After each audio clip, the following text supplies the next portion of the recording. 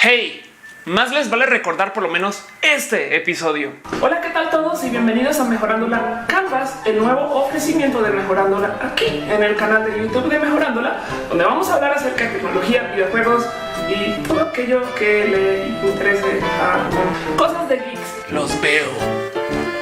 Hoy les quiero hablar acerca de la vida digital que nos toca vivir, donde todo lo que estamos viviendo se considera efímero. O sea, todo el día me dicen, sí, güey, es que nada como el papel impreso, porque el tweet, no, menos.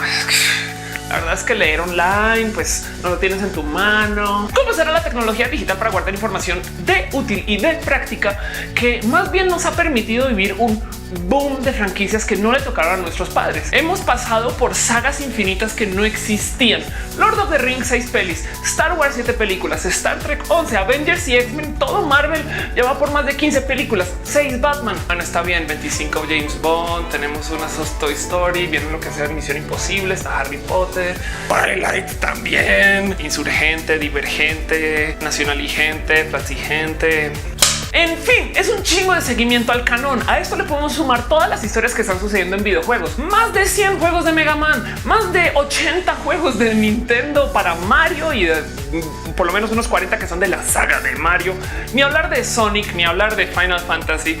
Ni encima de eso tenemos que sumarle la cantidad de material que se tiene que archivar para cada uno de estos. Y no más para ponerlo en contexto y el por qué los tweets de verdad sí son mucha información que estamos procesando, les dejo el siguiente pensar. La novela más cabrón, y digo en número y cantidad de palabras, es Artamen, que tiene más o menos 13,000 páginas. Es una novela de casi 2 millones de palabras escritas. Pero si hacemos el cálculo que más o menos cada tweet tiene 10 palabras por tweet, y eso es un promedio, se requieren de más o menos 162,000 tweets para poder más o menos equivaler la cantidad de palabras escritas en esta novela. Y yo no sé ustedes, pero yo tengo amigos con mucho más de eso. Es muy fácil generar información hoy que no se generaba antes, guardarlo y tenerlo archivado para después. Se podrán imaginar cómo es la base de datos de American Express, cuántas transacciones maneja por segundo. Y esto va a que tenemos un verdadero problema de archivo, porque si nosotros guardamos la información en papel, tiene este pequeñísimo problema que se degrada con el pasar del tiempo. De por sí el papel de antes no era tan bien protegido como el papel de hoy para guardar información, por lo cual guardar libros de hace más de 100 años es un verdadero problema para las bibliotecas. Los CDs duran más o menos 40 o 50 años antes de que se desarme el plástico que tienen o que se decaiga del total, sobre todo la capa que los cubre, lo cual quiere decir que no son buenos modos para guardar información. Y cuando digo CD es, si ustedes son coleccionistas de discos de PlayStation, ahí les va. En el 2030 ya no van a funcionar, punto. Así tengan la consola funcional, lo cual también sería un reto. Los veo.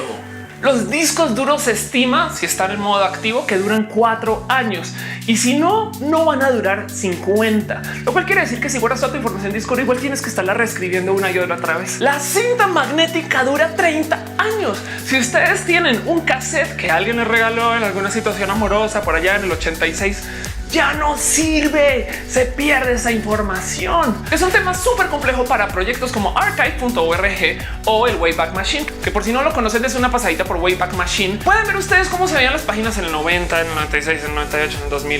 Y sí, la información no es lo único que es efímero. De por sí, el problema que tenemos aquí es la misma conservación de nosotros como raza. De por sí nosotros somos personas muy poco probables de existir. Vamos a hacer un ejercicio. Las probabilidades de que un niño conozca a una niña, pues que seamos más de edad similar y que esté en una condición fértil para poder reproducir es como de 1 en 20,000, que no está mal. Y aquí necesito tomando en cuenta que se atraigan o no. La probabilidad de que este niño sí fertilice a esta mujer y por consecuencia va a tener un bebé es más o menos 1 en 2,000, que también es más o menos muy conocido.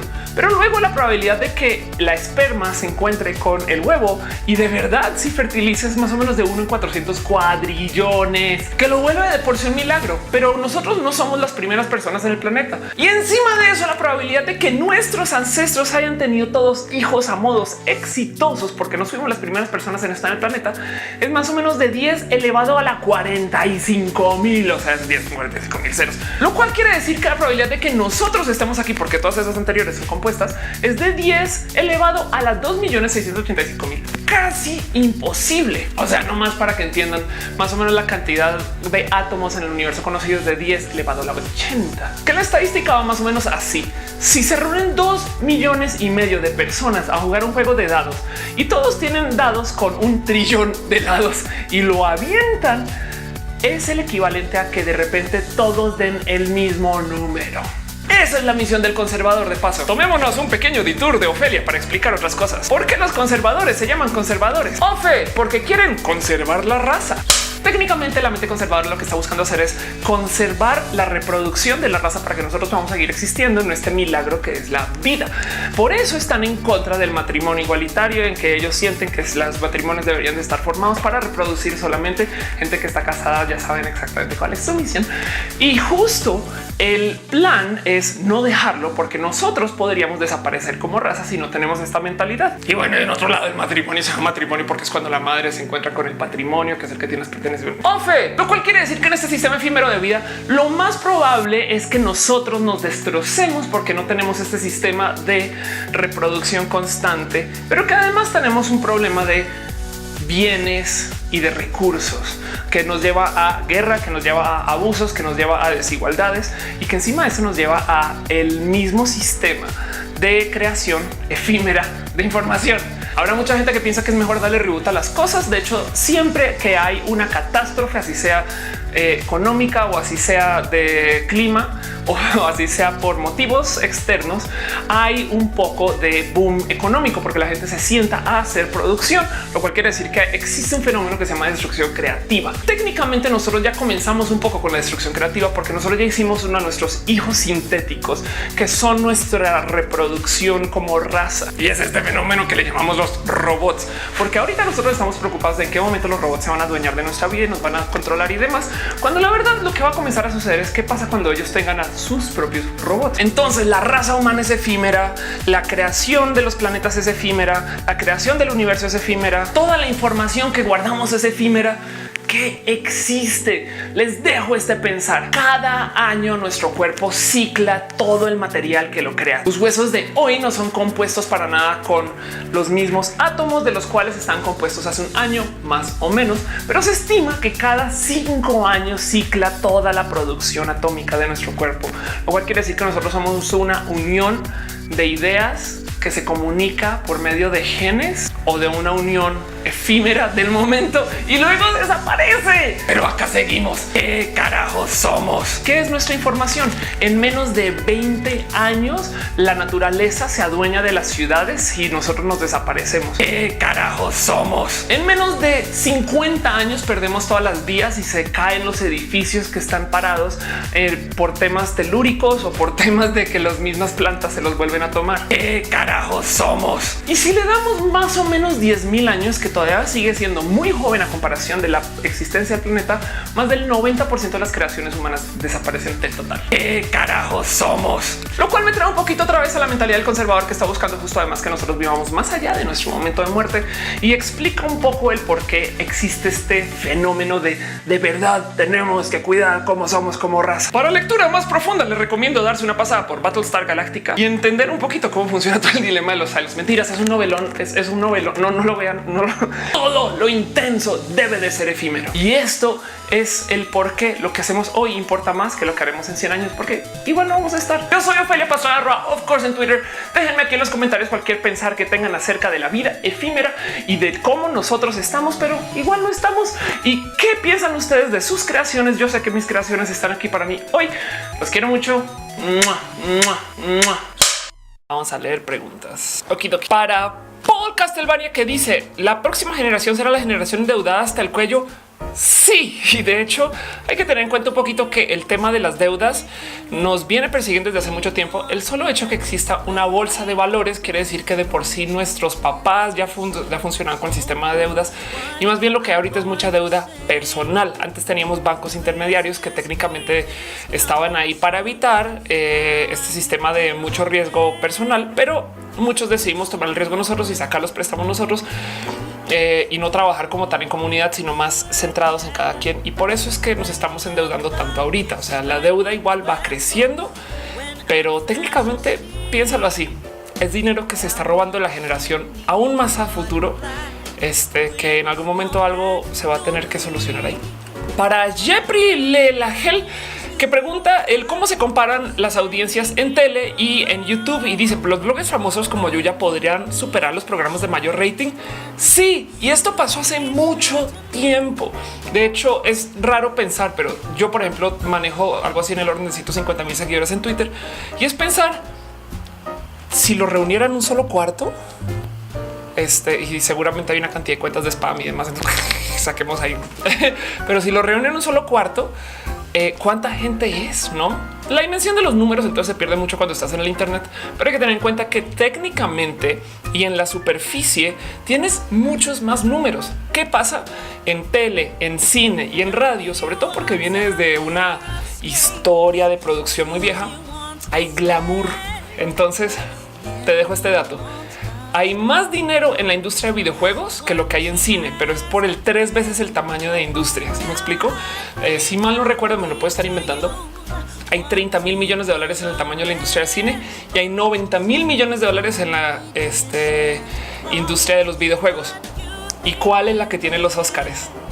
Lo mismo pasa en tele y los youtubers. Para Adión, que dice que espera convertirse en un Pokémon, yo también. Sería bien cool que alguien te entrene y luego te dé de comer y luego hubiese una bolita. Y para Alan Solís, que dice lamentablemente nacimos en la peor generación. Te lo te mega prometo que tus papás dijeron lo mismo y tus abuelos dijeron lo mismo y tus bisabuelos dijeron lo mismo. Siempre vamos a pensar que estamos en el peor momento porque nos toca vivirlo y tenemos información limitada de lo que pasó antes. Pero sí te digo, es la época con más acceso a salud, más acceso a recursos, más acceso a información y sobre todo más acceso a relaciones interpersonales que nunca en la historia. Entonces pongo en duda ese tema de la peor generación. Más bien estamos todos pasando colectivamente por un momento a aprender a vivir juntos. Y de aquí no me sorprendería si nosotros salimos como nuestros papás. Para Ciel Fantoni, que pregunta, según Wikipedia, Ofelia confundió las fechas de las generaciones. Tomó una lista diferente, pero ojo que lo que yo estaba tratando de hacer era adaptarlas un poquito para nuestras vidas en Latinoamérica. Entonces no necesariamente es la definición formal, sino es la definición ofeliosa. Para Gerundio, que pregunta por qué me siento identificado con las últimas 3 generaciones y no solo con una, porque somos latinoamericanos. Entonces todo este ejercicio generacional se hace tomando en cuenta fechas estadounidenses y grupos de desarrollo personal como muy homogéneos. Nosotros estamos hablando de una cantidad de mezclas donde, por ejemplo, en nuestros países todavía hay tercer mundo y primer mundo al tiempo, y eso tiene que ver con acceso a información, recursos, con nuestro propio desarrollo como país.